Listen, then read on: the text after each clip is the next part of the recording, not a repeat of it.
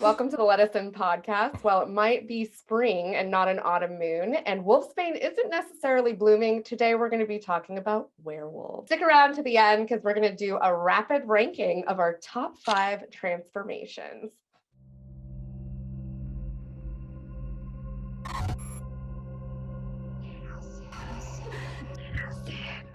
I'm Justine, JustineUFF. I'm Crystal, Creepin, it's spooky. I'm Emma of the Impact. And with us, we have a guest, Brian. Brian, go ahead and introduce yourself.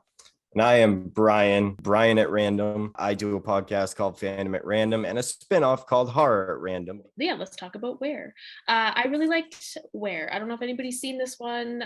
It's WER, and it's plays on the found footage aspect. Doesn't rely on it. It's not the full movie, but I'm a found footage fan, so of course I'm going to talk about this one. There's a very brutal aspect to this movie that I loved. I mean, a lot of werewolf movies are pretty brutal. This one really dives into it. There's a lot of ripping apart people and smashing them into things, and it's gory and it's awesome. Plus it also takes on like a medical aspect where they talk about like lycanthropy, and they're trying to make it an actual like diagnosis as opposed to just a werewolf. Cool. But yeah, I haven't seen this one. Yeah, well, I highly recommend. You don't really like found footage though. I know. What? It's You don't like found footage? I'm not a huge Wow. found footage fan, but I do. I love will werewolves, say. so I will give this one a go. It's not super found footagey though. It's It's No, not. No. I'd say it's more like a mockumentary / found Yeah. footage type thing. Yeah. Because I think I I've would seen like it that. and I actually loved it. So Yeah. it's awesome you brought it up. It was really a cool modern werewolf tale. It You know? is. Yeah. They do like, investigation stuff in like interrogation rooms. So there's like Mhm. that kind of found footage where like the camera's in the corner of the room type stuff. I'm definitely gonna check it out. There's an Oh, no, aspect. definitely. It Mhm. kind of brings that modern thing into it where we try to explain old world theories, like Yeah. werewolves are a big part of the old world and old mythology. Yeah. It's in the Epic of Gilgamesh, and the first written thing that we've ever found. So, and then to try to bring scientific logic and medical science, as you were saying, Brian. Yeah, I'll Yeah. definitely check it out because this director, he did The Boy. He did The Boy 2, which I wasn't as much of a fan of, but I did like The Boy. If Mhm. Where is anything like that, where it's a nice, entertaining piece of horror, I'll watch it and I'll like it. Yeah, it is. And this director's kind of hit and miss for movies for me. But he's doing the new Orphan movie. Yeah, First Kill. So I'm gonna keep my fingers crossed because I think he did Stay Alive too, didn't he? did. Yeah. Yes. And I love that movie. And That's, Separation. for as cheesy as it is, I love that movie. Yeah, I didn't mind that one. Yeah. Yeah. But Where I'm a huge fan of. I thought it was really cool and a good twist on the werewolf mythology. One thing about Where is a lot of werewolf movies are a take on more man than wolf, even though it's like a very hairy wolf man, right? And Where is one of those rare movies, along with the newer Wolfman with Anthony Hopkins, that actually does the more man than wolf, but just kind of hairy, but still a beast in a way Yeah. very well. Even 'cause the actor that dude- plays him is beastie. I was gonna say the guy that played him was really big too. He's a So big dude. Oh. yeah. Yeah. Yeah, he was lanky and big, and I don't know if they did camera tricks or what, but he was good. Scary guy, and it's gory. So. It is. Love it, love it. Let's rip their Love faces gore. off. Mhm. That actually happens. So what is the origin or the lycanthropy origin in the film Where? What is that coming from in that one? Well, they don't talk about old stuff. They imply that maybe you live a little longer with lycanthropy, because we see a photograph of somebody that looks like our main character who's convicted and who's supposedly a werewolf, or supposedly somebody with a disease that would mimic what folklore would consider a werewolf. We don't know exactly if it's him or a family member, but it's kind of implied that it is an old world thing. It's passed through DNA, but also if you're scratched, we find out Yeah. or bit that it can transfer. Yeah, you're very hairy, your nails get longer and super strength and all that stuff. So it really digs into like a scientific aspect more than a mythological aspect, which is really cool. Yeah. It's a real disease, but it's a real disease that doesn't exactly explain werewolves the way the movie portrays, but it is a real disease. But again,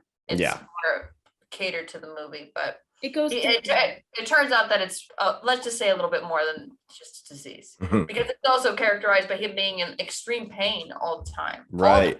It inflames the joints and the bones. When he's human, off of a full moon, it actually is worse for him. I love digging deep into like our ancient aliens, but not ancient aliens.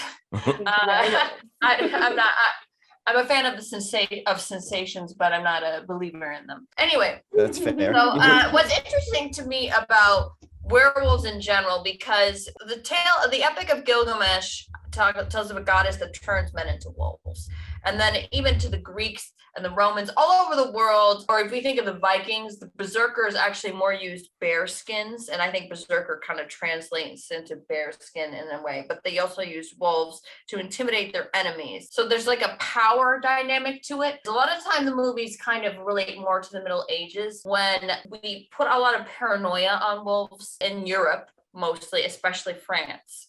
And it kind of translates into other cultures, into whatever the main predator is. So whatever the main predator is within that culture, and a lot of European culture, it tends to be the wolf. We attribute a lot of the negativity about humans, because we're the only creature on this earth that takes more than we need. Wolves don't attack people unprovoked. But when it comes to werewolf movies, the first werewolf movie was called Werewolf in 1913. Unfortunately, no one alive has really seen it, because it was a silent film that was burned down in the Great Warner Fire. And then Wolf Blood is the first werewolf movie that still exists to history that we can watch. It is a silent film. And then it was Werewolf of London that really brought us the first actual werewolf to man, like actual werewolf, part man. First film that brought the full moon, which existed in folklore, that brought the full moon into it, like the full moon affects the werewolfism in movies. Silent films were more about the novel of the Wolf Man, which is more about an innocent man blamed that is being convicted for a crime he didn't commit.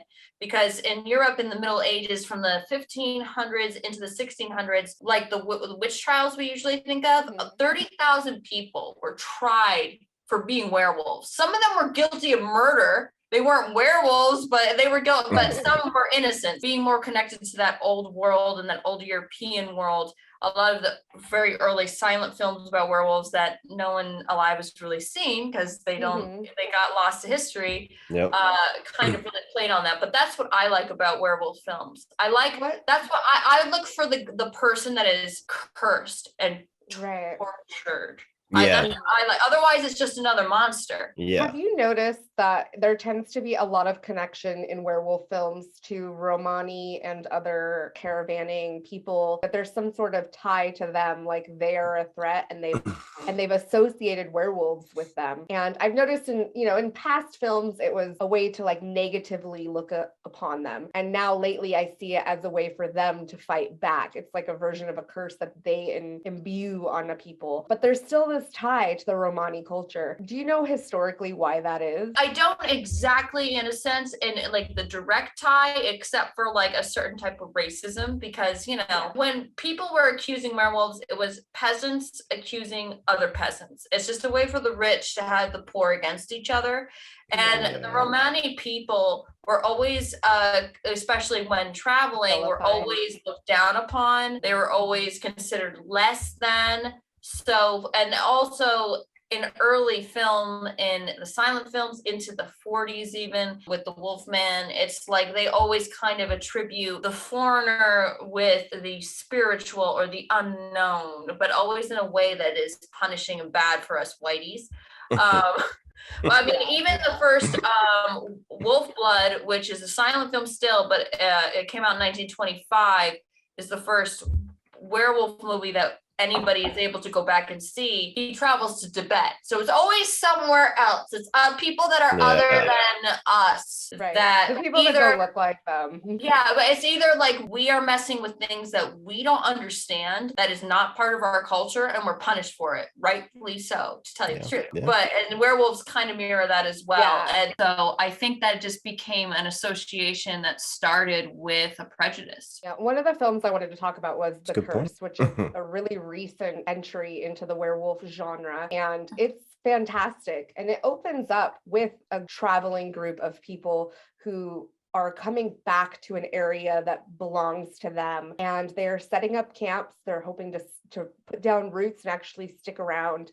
And the local group of people who are starting a colony of sorts want them out. They want them out of that area. And so they go in there with a violent attack and get rid of them by basically butchering this whole group of people. And in the process, this elder woman, she basically curses them and their children. It is one of the neatest, like, there's dream sequences, like there are these really neat teeth that they have that they basically took silver and put onto this skull and put wolf teeth on there, and then like some what looks like runes, almost markings on them. And then they cursed those and buried them in the ground. And it just so happens that they turned one of these people into a scarecrow in this field. It's a really I brutal love the opening. scarecrow in that movie. It would have been better as a scarecrow movie. It would have been The better as a scarecrow is so movie. good, yeah. We need a And then good like the scarecrow kids, movie. yeah, the scarecrow is so freaky, and the kids are drawn to it in their dreams. And then finally they show up and they dig up these teeth, and one of the boys is just compelled, right?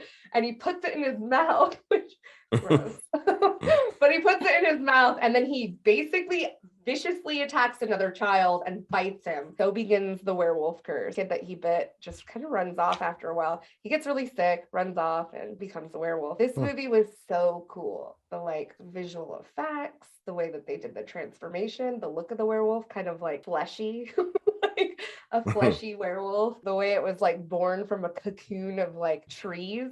I don't know, like woods, like it was very earthy feeling. It had this like real mystical element to it, but it was also played out like a gothic horror. I just thought it was wonderful. I gotta see I'm that. not- Yeah. I like the werewolf aspects of it, but I didn't like it had story problems. Like, who's the main character in that movie? Really? Really, I think but, you don't get introduced to him until like halfway through, right? What, the sexy Rick or doctor, whatever? pathologist, or whatever Oh it is? yeah, oh yeah. Whatever. But interesting that they kind of related the silver teeth to the 7 pieces of silver that Judas is paid to betray Jesus. It's a bit of an odd connection to the Romani people. Romani people aren't villainized in this film. It had some really great creepy moments. There's a good movie in there, but I had some story problems with it in general. What did you see this movie, Crystal? No, I haven't watched that one yet, so I'm very intrigued though. Yeah, at least I'm not the only one. Well, I felt like the acting was really great. I think Kelly Riley's in it, and I love her. She's in Yellowstone too, which is a fantastic show. Wouldn't be nothing without her. Yeah, to be with Beth, honest. right? Yeah, Beth. Yeah. Yeah. Kelly Riley is just, she's gorgeous. And she's got these qualities to her on her acting that just makes her both feminine yet strong, like a quiet strength to her in this movie. Yeah. Then you had Alistair Petrie, who played Seamus, and he's like the father of this, who kind of okayed the attack on these people. Well, there was a deal, like in the beginning, it's like, it actually, in our paperwork, this is the rich, the rich people people. convert. They're like, in the paperwork, it actually says we made a deal with them where this land belongs to them. And they're like, well, we could make arrangements, which means we can kill them all. We're not supposed to like us, but we become the protagonists. So that's why another reason I was a little conflicted. It's not a bad movie, but it wasn't my favorite. Well, I thought it spoke to privilege really well, because this guy, Seamus, he wasn't particularly great with the idea. He just was like, whatever. He was very complicit, but whatever, just kill them all, whatever, I don't care. Well, he pointed out that it didn't belong to them, that it belonged to those people, that we did make this deal with them. It is their land. And then they all kind of decided and agreed against him that, well, no, we're just going to take it, basically. And he was just like, whatever, do whatever you want. And so they did. And he was privy to it, very privy and very complicit. But it's interesting how he plays later. He doesn't want to acknowledge what's happening, doesn't want to do anything about it. He doesn't believe what's in front of him, even after he's very much shown what's going on and what he needs to do. He still chooses to ignore it. Pomp and circumstance overrule. And it's interesting because that's kind of how privilege works, where you just kind of ignore the bad things. And as long as you just keep on doing what you're used to doing, it's okay, right? As long as you're Status not quo. the active Yeah. one. Yes, status quo. And then he, at the very end, kills himself. I just loved that moment. That whole moment was just like, I owe a debt, basically. And he he succumbed to that debt in order to protect his family from his sins, basically. And I also loved it when he killed nice. himself because he annoyed me. Well, yeah. And I felt bad for the horses, but it was a really great scene. Like, it was a really nice scene. But I thought Boyd Holbrook was great too. And yes, he's the hot pathologist. Oh, but he's like the hot pathologist. It felt like so early 2000s of like random hot guy that's not super great at acting, but is acceptable. You know what I mean? Like dead This is silence. probably the best Boyd Holbrook has ever been. He's not Like, whoever generally he that is. character you just described. But this is his better performance. And a little bit more gel in his hair, and it would be early 2000s, like 100%, like Yep. dead silence. Like, who is this guy? Why do we care about him? But there's cool stuff going on around him. But why do we care about him? I gotta He see knows this movie. everything. He knows everything.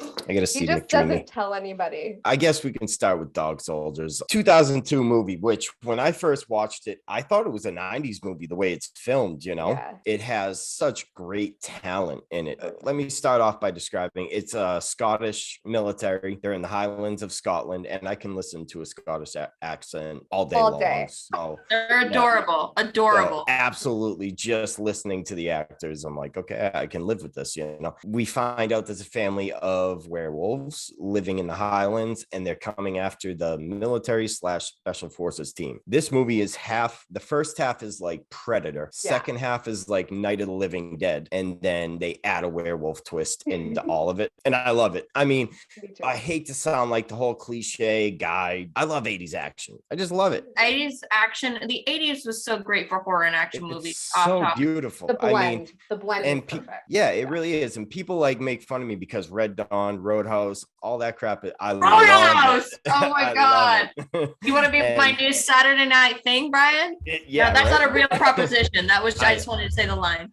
I got it. This movie took werewolves and kind of introduced them into an action / military setting, and it worked. I just have to say, there's two scenes. One where the dude's about to get eaten, and he's like, I hope I give you the shits, you fucking wimp. And I couldn't stop laughing.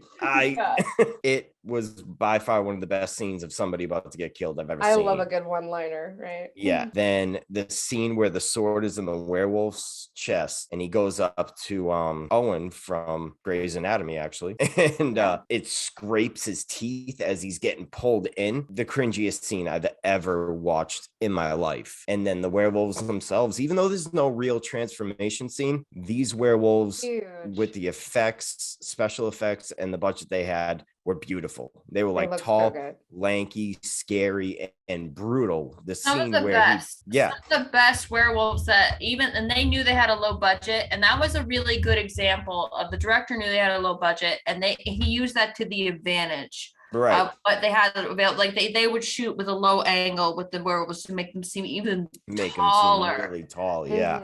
And they're one of my favorite looking. The way they looked. I mean, we see them in the dark a lot, but it's so effective. We feel like we see a lot more werewolves than we actually do. And when we actually do see them with the headlights and the werewolf tearing the dude's head off is by far one of the scariest werewolf scenes I've seen. Yeah, and, Dog Soldiers is really brutal. It is brutal in like the best way. Fight the dog, the werewolf fight. Yep. And the attention to detail was really cool too, because when they're in the closet and they're firing the guns, and he tells them, open your mouth, close your ears, and mind your tongue. Like, that's a real thing you have to do so you don't get concussed, you know? And then at the end, just the attention to detail, the werewolves in the movie, and cramped Night of the Living Dead style ending. I love it. Well, they also make a big point of, without making it overt, the military and the army and becoming kind of like one unit, and the idea of a wolf pack. Like, together. Right. It's all about, you know, saving his men, not watching his men die, and all coming together to really help them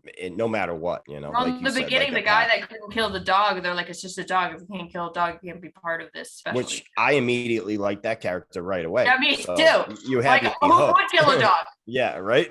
A human being, like whatever, but a dog. Nope. What do they have? Crystal, how she feels about that. We talked about that in our horror love hate.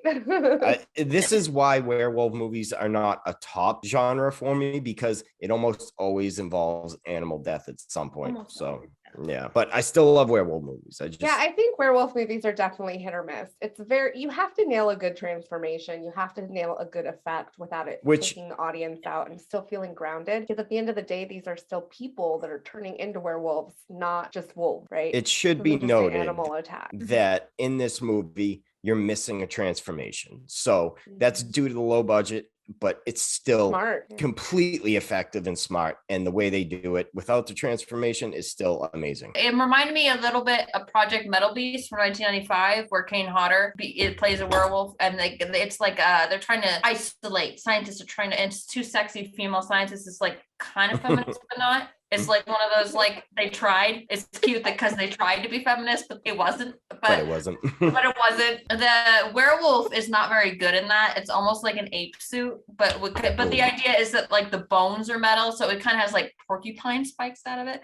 But the idea that it's kind of like based on science and trying to create like the super soldier with it. Project Metal Beast. Sean Pertwee, who played Dog Soldiers, he's also in Howl, which is another werewolf movie. The guy just cannot get away That's from werewolves. right. I know. Dog Soldier has all the talent. Acting is great. Story is great. Really just a solid werewolf flick. While we're talking about solid werewolf flick, what one really, really started it all for everyone? Yeah. The classic Universal monster. The classic Universal monster. Yeah. So The Wolfman from 1941. I love this movie. It actually is one of my all-time favorite ones. I mean, American Werewolf in London, my favorite, but this one comes really close because I do love Universal monsters. I'm kind of a sucker for Universal monsters. Me too, girl. Me too. I love Lon Chaney Jr. I love Bela Lugosi. Like I love all of that. So this movie has it all. And I love this movie because it has a very tragic ending, and it goes a bit of a, I like the sad endings. Not everything has to be a happy ending. So I like that they did that. And I just love the classic nighttime, foggy forest scene where he's running through it, and like the lighting, like the backlighting, some of the most beautiful settings I've seen. And same with the houses in the movie, like they're so lavish and extravagant and just beautiful. I love all the sets in that movie. I think they're I'm always on his tippy toes. Like he tries to have that like wolf. He kind of loses it in the other ones, but he kind of goes on his tippy toes like that wolf. Yeah. Thing. Like he's on pause. Yeah. This movie makes a cameo appearance in a lot of horror movies. It typically is like on the TV in the films that we love. Yeah. A lot. Thinking of. Yeah. Yes. Like we were talking about earlier, I loved, as you were saying, Crystal, I love the tortured guy it's like a real curse, and he's you really feel that with Lon Chaney Jr. Even in Abbott Costello Meet Frankenstein, where the Wolfman is in it, he's like the good guy trying to stop Bela Lugosi, trying to create this bad scenario for everybody with Frankenstein, and he's so tortured, and he's got those sad eyes, like you just want to hug him. Yeah. So I guess this is a time to make a confession that I've not seen The Wolfman. Oh, no. I'm kidding. I'm not gatekeeper. That's so gatekeeper. And I haven't seen Universal Monsters, period. Really? The Hammer films. Yep, I haven't. What? Except, sorry, hold on, I lied. Creature of the Black Lagoon, I've seen one time. That's the best one. It is the best one. Bride of Frankenstein, I think, is probably the best one. That one's that one's super great. That was very close. Wolfman. I'm my gay-coded Dr. Pretorius. If you love boobies, you have to start watching the Hammer horror movies. I mean, I didn't know they show boobies. Do they? Oh, a lot of boobies. Oh my god, but not all of them are nude, but it's like they're wearing the corsets and it's like lush. I mean, everyone has great boobs in Hammer movies. Okay. It's like magic. Like I notice, and I like it. But the Curse of the Werewolf was the only werewolf movie Hammer made. Okay. And it was the first werewolf movie in color. And it has a man that he usually has a dorky haircut. So I wouldn't usually be attracted to him, but I'm attracted to him because I know what he looks like in The Devils by Ken Russell with the long hair. Oliver Reed plays the werewolf. And it's like... Thought she froze for a second. No. Frozen. Chris was one of the early films, like he was born as a werewolf as opposed to got the curse from being bitten or scratched. Oh, okay. Yeah. This is motivating me. I've been meaning to go back and check them all out. Crystal, you were talking a little bit about the set was really beautiful for the Wolfman. I also really loved the way he looked, just this like hairy man. And it was used quite a lot in carnivals where that was what the wolf boy or the wolf man looked like in all of the carnival pieces. Absolutely. And the way that they stuck to that was just so cool. Yeah, they did the transformation well in that movie, for the time especially. I really liked how they pulled that one off. Wasn't Wolf with Jack Nicholson, his design kind of inspired by Wolfman? Or am I wrong? But a lot of them were. We didn't get a fully on four legs werewolf right way until American Werewolf in London. Right. Yeah. Let's talk about American Werewolf in London because frankly, I think this is the most popular werewolf film. It's everybody's favorite and for good reason. Yeah. It is funny. It is well done. I mean, the charisma of your main character. He's sexy. He's goofy. I mean, Brian and I talked about him already. Quite at length. Yeah, we fawned over him. I think his friend is sexier. His friend is funnier and sexier. And he's a cool talking horse. He's funny throughout the whole film. Yeah. I love it. No, I love it. No, American Werewolf in London is, to me, because there's been horror comedy for a long time. American Werewolf in London is the first movie that is successful as much of a horror film as much as it is a comedy film. Yeah. Yes. Absolutely. Yeah, definitely. I can agree with that. Yeah. And the special effects were great. The practical effects used, the transformation scene is just beautiful. And then on top of that, they had great special effects for the corpses that he ends up seeing throughout the film, which I don't think get discussed enough because they are top notch. They give that Deadite vibe, like Evil Dead vibes sometimes, but then they become a skeleton. Like he's just rotting away throughout the film. And it's so effective, but it never loses its humor. And there are some legitimately scary moments. I think the hospital scene with the Nazis and the werewolf. I was going to say that sticks with me forever. Yeah, it really does. Awkward when you first watch it. When you watch the beginning, when you see it again, and you watch the beginning of that dream sequence with the Nazi werewolves, before that happens, Frank Oz is in the movie and we love that. Frank Oz is awesome. And in this dream sequence, it starts off the TV's playing the Muppets. That was also the year the Muppets was canceled. So they're like paying homage. Oh, okay. As the Muppets rock. You could see that menorah on their mantelpiece, and it becomes more clear that like this is the upper middle class Jewish family, and his friend is from this, and it's kind of touching upon being an American that goes to Europe, and it's just about 40 years after this happened, which sounds like a long time, but it really isn't, and there's still kind of like this remnants of this trauma that happened to the Jewish people when you go to these very old world places, and it kind of mixes with the very old folklore of the werewolf and being out of place.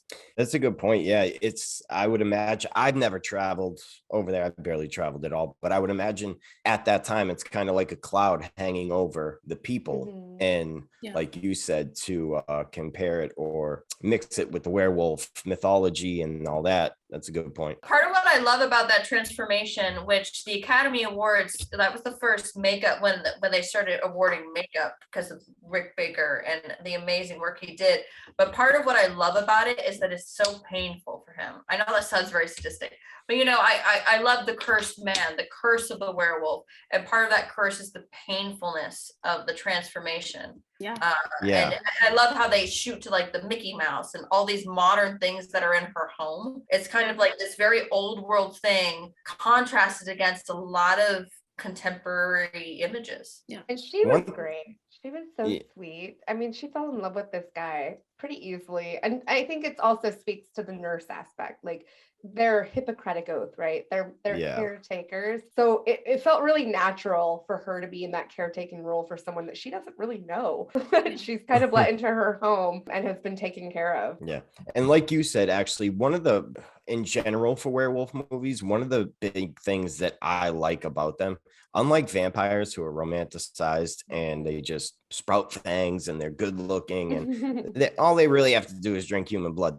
Sometimes they don't even have to kill people. Werewolves, they have to go through pain most of the time. They have to endure the transformation. They don't have a choice of when they turn, and it's more gritty and it's more, like you said, tortured and primal, and I like that a lot more about werewolves over vampires. Well, that reminds me actually of one of my favorite almost werewolves, because in the book of Dracula he turns into a wolf, and they bring that back with Bram Stoker. Yes. The original novel of Bram Stoker wrote, Dracula turns into a wolf, and they bring that back in Francis Ford Coppola's Dracula, where he turns into it. The face is very flat, but it's extremely wolf-like with a big arched back, and it's extremely sexual, which we think with vampires through film, not the novel, but through film, and with Lucy and with the red hair. I'm like, I love that scene so much. I love that scene. I walked in that scene as a child. Like my mother was watching it, like in the not knowing that I was a child awake, and it's like that very sexual scene with Lucy, and he's just like in the garden, and he's like, oh yeah, and I'm like, goes, not like this. You do not see me, and I'm like, I do, and I don't stand it. We're not going to unsee that. I want to talk about Werewolves Within because this is a more recent one. It is hilarious. I found this movie so funny. I don't think it got enough attention. It came out, in the height of COVID. I mean, nobody was going to the theater. I want to say this went straight to rental, to VOD. I think it was supposed to come out in theaters too, but it did go straight to streaming. Yeah. And I think I bought it like right away as soon as I could. It is so, it's based off of a video game, like you said. I think it's also based off of like a board game, because I have a game called Werewolves Within. I think so. It's a board game turned into a video game turned into a movie. Yeah. It's a classic whodunit, and it has like, which I love. I love whodunits. I love the murder mysteries. It's what it's based off of. It's what the game is. And then it throws in this element. Yeah, it's like Clue. Oh, that's perfect. It's like Clue, but with werewolves. The possibility of a werewolf, we don't know. Yeah, we don't even know if it's a real comedy werewolf in there. Like, it's just silly. Like, this whole group of townsfolk that are just kind of converged in this small town in the middle of nowhere, who they're all different. They're all so different. Yes. Brings me back to Silver Bullet, actually. Not to get off of Werewolves Within, but Werewolves Within is more comedy, obviously, than Silver Bullet. But the idea that the movie is more about the paranoia of the werewolf than it is actually about the werewolf. And they touch on that in Werewolves Within. That's her whole reason why she came there and settled down in that little town. She's like, I'm gonna winter here, basically. It's a perfect town. They all want to kill each other already, so I could just spark a little terror and just eat them all throughout the winter. Right. Like, it's hilarious. It stars the AT&T girl too, Milena Vaintrub. And she's great. She is great.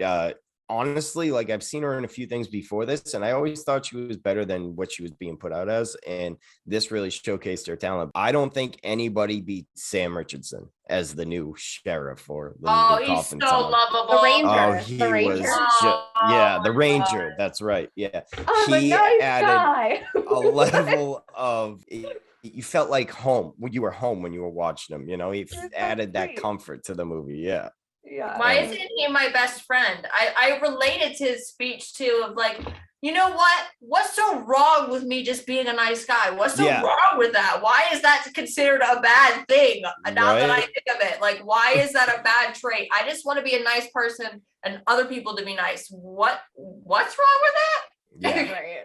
And the music, her transformation reminded me of Dog Soldiers a little bit, with the woman and the period joke, and like, it's kind of, it didn't go too far into the transformation, but I loved it. Plus, I love that they incorporated the sign by Ace of Base into the movie. Oh my God, I forgot about that. Yeah. I loved it. If you can put that song in any movie, I'm already a step above. I like it. Same. Yep. As soon as it came on, I was like, this is amazing. The way gonna get me singing it now, right? Yeah, jamming out. It was so good. It's like when it's a nice callback, as opposed to one of the movies I love / really hate the most is American Werewolf in Paris. that is so 1997, doesn't let you forget it. Let's have a montage with Smash Mouth. Let's have a sex scene on Jim Morrison's grave to a Bush song. Like, it's like, what is this movie? What is this movie trying to be? That is also technically the first fully CGI werewolf, and also one of the worst ones, but I can't look away from that movie. It's like American Pie with a werewolf, and it's think like we can all agree that's the worst werewolf transformation for sure. Well, I like the transformation because he's having sex with the mom from Modern Family on Morrison's grave. Yeah.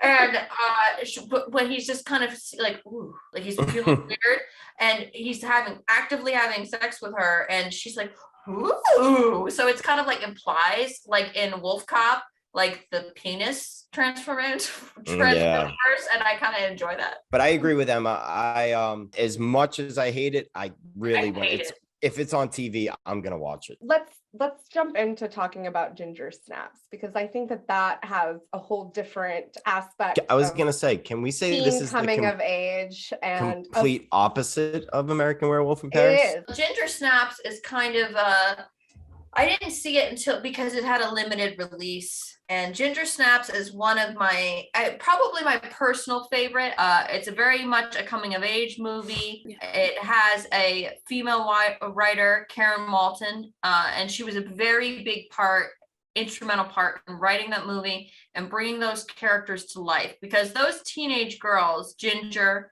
and her sister Bridget, I was both of those girls. I was Bridget and Ginger at different times growing up. And it's very much a movie that is an allegory and they use the transformation as an allegory for growing up, which we only really got in comedies, like in Teen Wolf with Michael J. Fox, and before that, Full Moon High. If you're like a gritty trash horror fan like me and you've seen that movie, I love you. I'm looking for the Museum for Mental Illness. Anyway, it's on YouTube. It's so horrible, but good. It was the first allegory for puberty that took it very seriously. It also had a dark humor and a realness to it that real teenagers could relate to, similar to like later Jennifer's Body. But I love Ginger Snaps. It brings a very real world teenager story into it, and it's just so relatable. A lot of people feel that way, even men, like even though they go through a different transformation, it's like there's something about their dark humor and satire that you really relate to. Man here, and I can absolutely completely agree that, like, even though there was a lot of female only moments in that movie, you're right, it was hard not to relate, because I was that kid at some points wearing fishnets and eyeliner and like wanted to die, and it was obsessed with death. Very macabre. And you're right, it's hard not to relate to the girls, period. The movie hooked me. That movie hooked me when the movie starts off with them doing it's not even for a school project. They're just doing like these fake suicides, kind of very Harold and Maude. And I love Harold and Maude. That like fake suicide, like very dark and inappropriate, but you're a teenager and you're just kind of dealing with your feelings kind of humor. Like I totally would have done that for fun. I mean, a lot of horror fans could feel that, like, such a cool idea. Like, I always got in trouble for drawing shit on my binder or weird lyrics, and like, because I was such a dark kid, and I felt like these two girls were those people. Like, oh, they were gonna get detention for taking death pictures. Well, the movie was had more of a limited release, even in Canada, because of what happened with Columbine.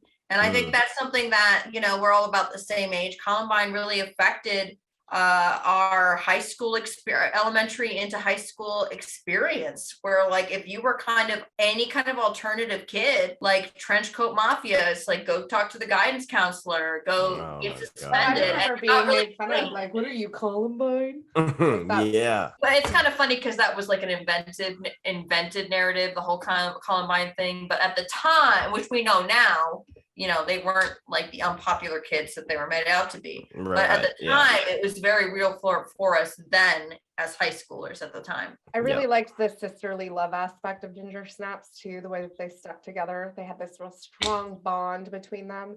And there's a moment with the mother that actually really threw me off in this movie where I thought maybe it was her that was a werewolf the whole time and it was just in their genetics or something. Like she knew about it, that right before the party, I thought, oh, is the mom going to turn out to just be a werewolf and like just never told her kids because they never had puberty yet? And Yeah. I was waiting for that to happen. It doesn't, but you know, I thought that was going to happen.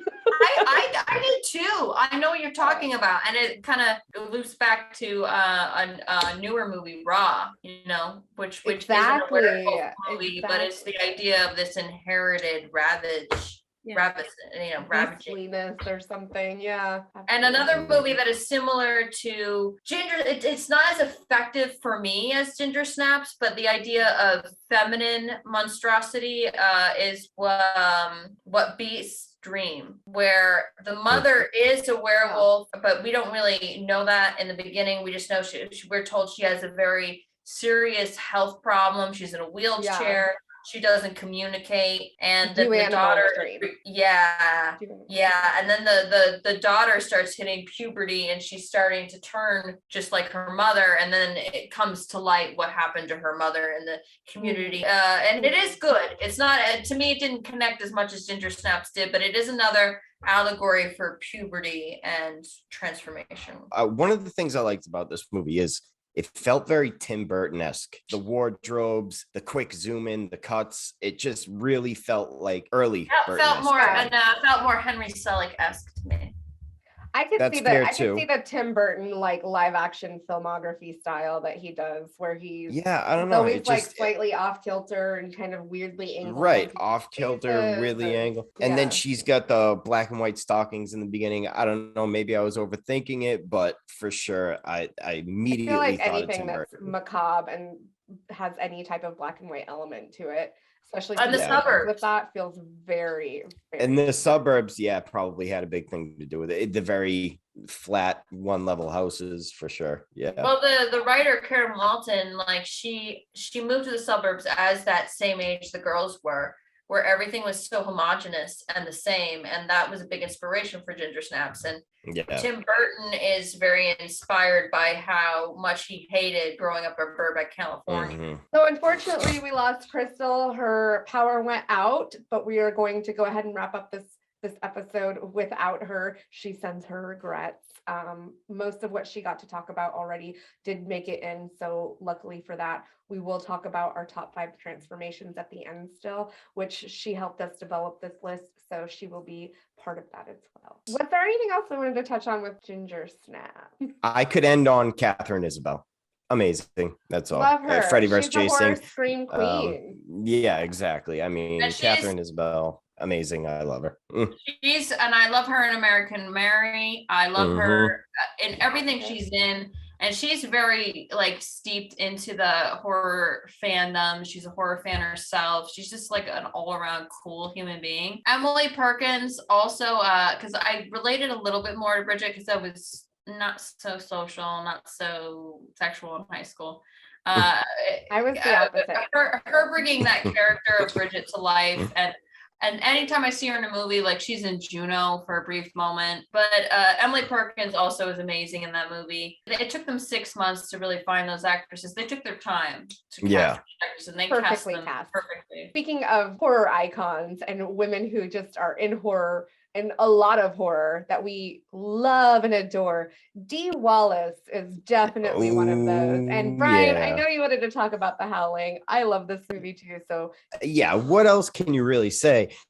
First of all, Dee Wallace, I am mesmerized by her. She is a queen. Ooh, she's sexy in this one too. She really is. And I even made a video about how the transformation scene at the end with her was like, oh fuck, an awakening of sorts.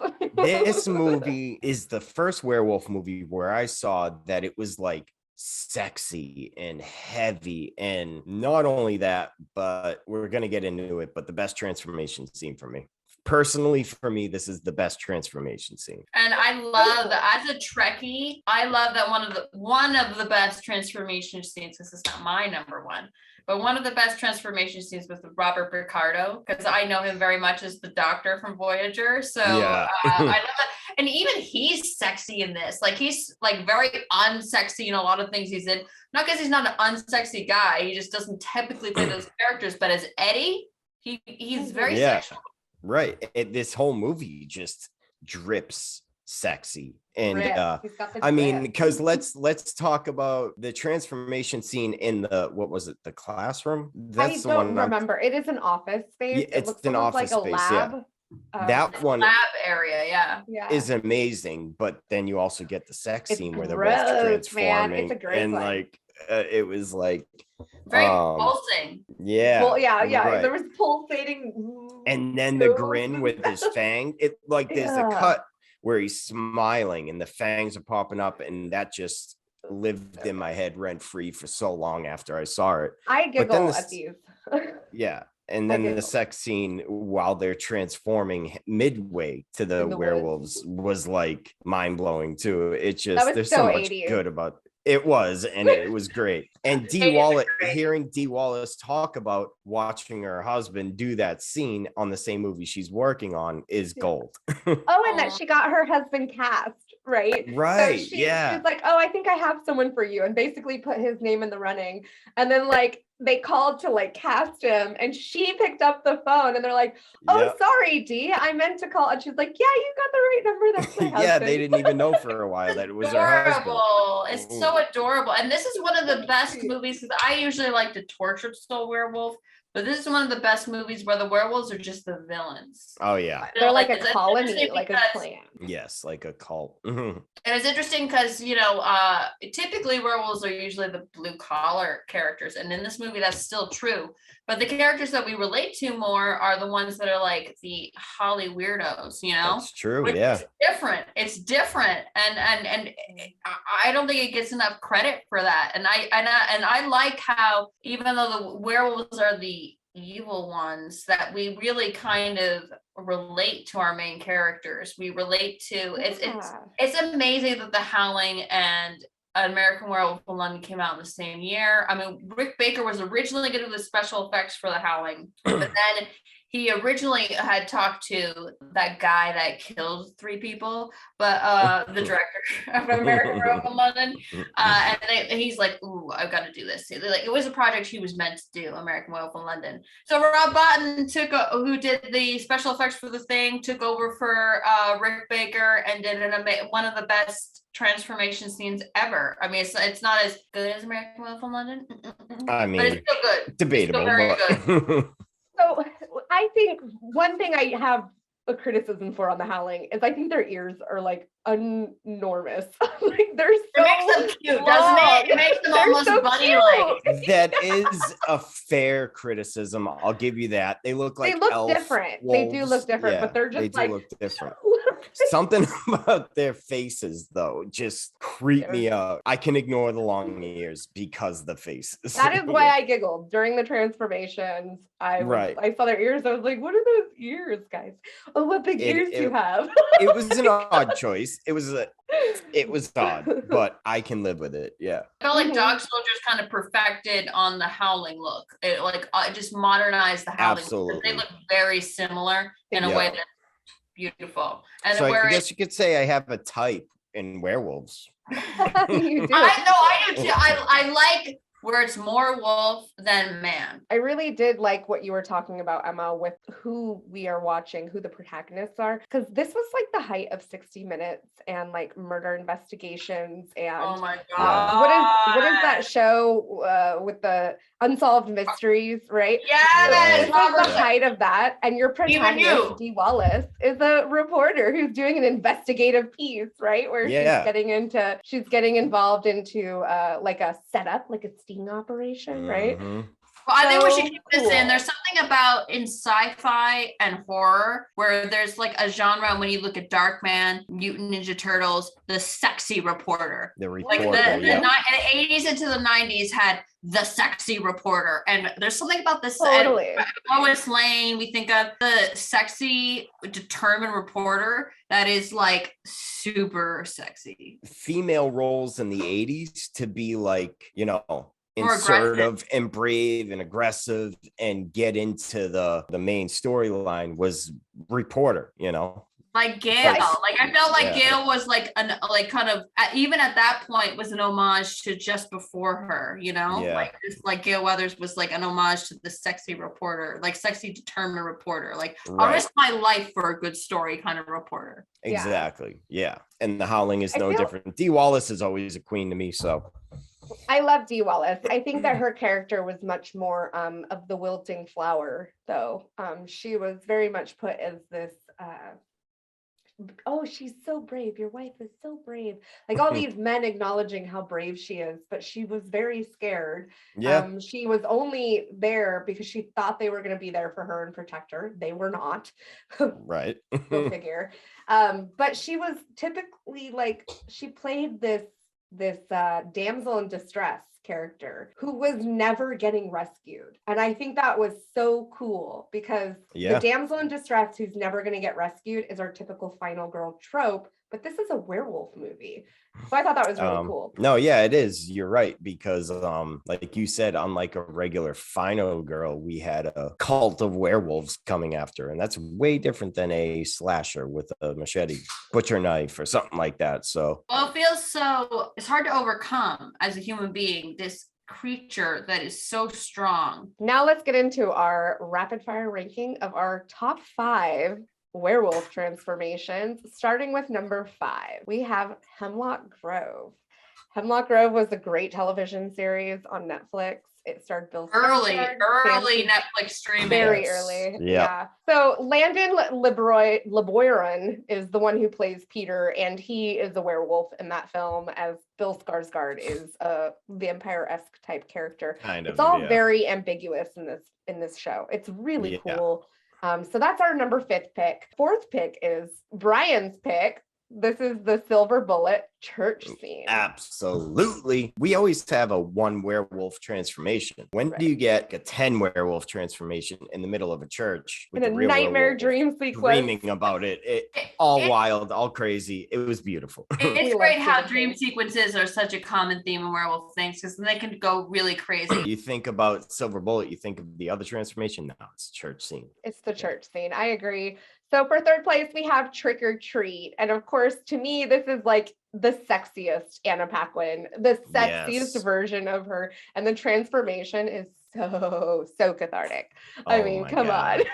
And they're I The mean, playing batty man is getting it. And how many playing that- times do we get a female werewolf transformation? Not It's often. rare. It's rare. Very So rare. it's good to see. And I can see why they chose her for True Blood because, I mean, come Pack on, of them let's too. go. Just Yeah, ripping their right. skin off. Totally. Oh, yeah. And in 2nd, we have The Howling. It's that lab scene with the pulsating, the blue, blah, blah, blah, blah. Eddie! Yeah, and the reaching in the head. And I it's love it. brutal, And the it's grin. gory. Shout out to my Trekkies out there who know him as the Doctor on Voyager. Yep. In 1st place, we have American Werewolf in London. There's Yes. just nothing that has topped that amazing transformation.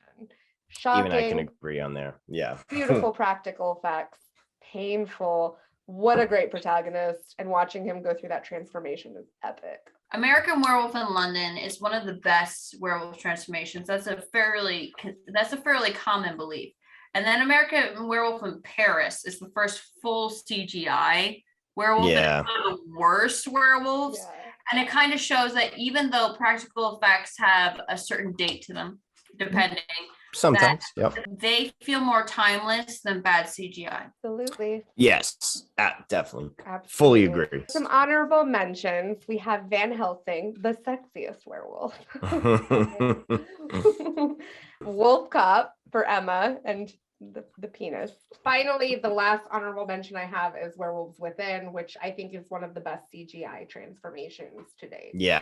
I mean, because actually, Hemlock Grove, as good as it is, the CGI is iffy, So when you watch Werewolves Within, it's really steps up what you can do with CGI. I feel like talking about werewolves, I can't pass over the Monster Squad and the werewolf and Wolfman as Nard's line. It's just classic. So this episode to talk about werewolves was all sparked by the fact that Cursed is going to be released for a extended cut or director's cut version, not the Craven cut, unfortunately, but they are going to be releasing a Cursed extended cut. And I love Wes Craven just as much as I do.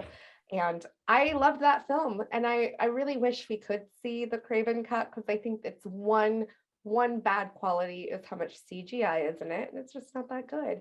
But you can see underneath it all, there is something there. It's one of those films that's really highly affected by production getting in the way of what Wes Craven in this case, what the more artistic person has envisioned. But Christina Ricci, and anything.